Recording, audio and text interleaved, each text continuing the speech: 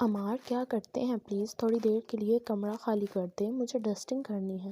اتوار کا دن ہو تو آپ کا اٹھنا محال ہو جاتا ہے، ناشتہ کرنے کے لیے بعد دوبارہ بستر جانے کا کوئی دکھ ہے؟ بھلا دوپہر کے 11 بجنے والے ہیں اور ابھی تک صفائی بھی نہیں ہوئی، اس کے بعد مجھے کھانا بھی پکانا ہے، پھر آپ ہی بھوک بھوک کا شور مچانا شروع کر دیتے ہیں۔ اس نے مسلسل عمار کے سر سے چادر کا کونا کھینچتے ہوئے ان کا دھیان کھڑکی کی طرف دلایا تو وہ منہ بناتے ہوئے اٹھ کر بیٹھ گئے اور پہلے ایک زوردار انگڑائی کے ساتھ جمائی لی جو انیسہ کی ناگوار گزری۔ اس کی نفاست پسند طبیعت پر یہ سب گھراں گزرا تھا۔ کیا ہوا؟ کیا ڈھونڈ رہے ہیں؟ عمار بیڈ سے اتر کر سائڈ ٹیبل کی دراز میں چیزیں الٹ پلٹ کر کے جانے کیا تلاش کر رہے تھے۔ یہ لو، دراز سے ان کا ہاتھ باہر آیا تو ان کے ہاتھ میں اسکاچ ٹیپ تھا۔ کل اس نے اس سے ٹیپ ڈھونڈنے کو فرمائش کی تھی کیونکہ کل جب گھر میں چائے کی پتی ختم ہوئی تو اس نے پڑوس کے بچے سے قریبی دکان سے لانے کا کہا اور 100 روپے کا نوٹ پرس سے جلدی سے کھینچنے کی وجہ سے پھٹ گیا تھا۔ اسے جوڑنے کے لیے ٹیپ درکار تھا۔ اتفاق سے اس وقت ایک ہی نوٹ موجود تھا اور چائے کی پتی کا آخری دانہ تک ختم ہو گیا تھا۔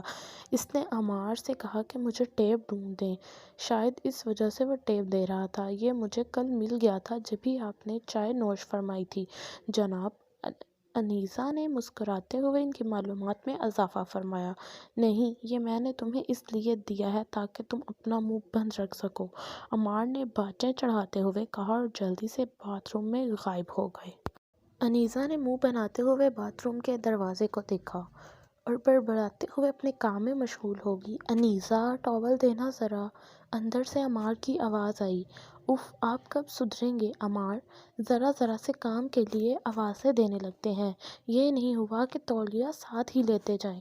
اس نے جھنجھلاتے ہوئے تولیہ اسٹینڈ سے اٹھا کر انہیں باتھ روم کے دروازے پر آ کر تھمایا، ان کے کپڑے نکال کر بیڈ پر رکھے اور اس سے پہلے کہ وہ دوبارہ کسی کام سے پکارتے وہ کمرے سے باہر آ گئی۔ انیسہ، یاد ہے آج حمزہ اور معاذ کی فیملی کی دعوت ہے، تم ایسا کیوں نہیں کر لیتی کہ اپنی فرینڈز کو بھی بلا لو؟ عمار نہا کر آنے کے بعد کچن کے دروازے میں کھڑے ہوتے ہوئے بولے۔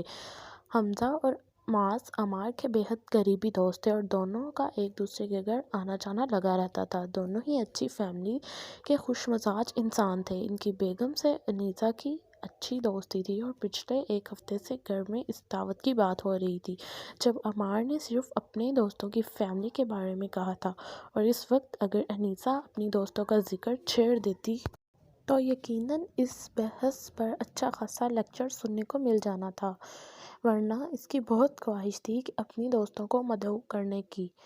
آپ اچانک سے عمار کا شاہانہ انداز لوٹ کر آیا اور اس موقع کو ضائع نہیں کرنا چاہتی تھی۔ اس نے جلدی جلدی صوفیہ اور حمنا کو کال ملائی اور معذرت کرتے ہوئے اچانک سے گھر میں ہونے والی گیٹ ٹوگیدر کے بارے میں بتایا، اور دونوں ہی شاید انیسہ سے ملنے کو ترسی ہوئی تھیں، جب بھی فوراً آنے کی حامی بھر لی۔ اب اس کا کام بھی یقیناً آدھا ہو جانے والا تھا، کیونکہ دونوں اسے کچن میں اکیلا نہیں چھوڑتیں اور جب تک پورا کام سمٹ نہ جاتا اپنے گھر میں نہیں جاتی تھیں۔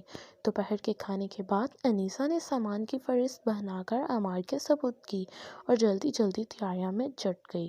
عمار اور ان کے دوست صاحبان کافی خوش خوراک واقع ہوئے تھے۔ کھانے میں 4 سے 5 ڈشز یقینی ہونا تھیں۔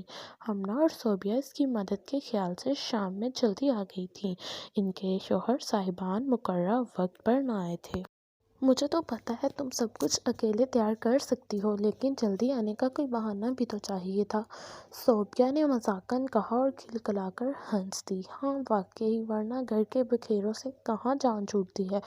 ذرا اور دیر کرتی تو ساس محترمہ نے حکم صادر فرمانا تھا، ہانڈی پکا کر جانا، جبکہ ماریا اور ہانیہ فارغ ہی ہوتی ہیں۔ حمنا نے منہ بناتے ہوئے اپنی نندوں کا نام لیا کیونکہ وہ دونوں کچھ نہیں کرتی تھیں۔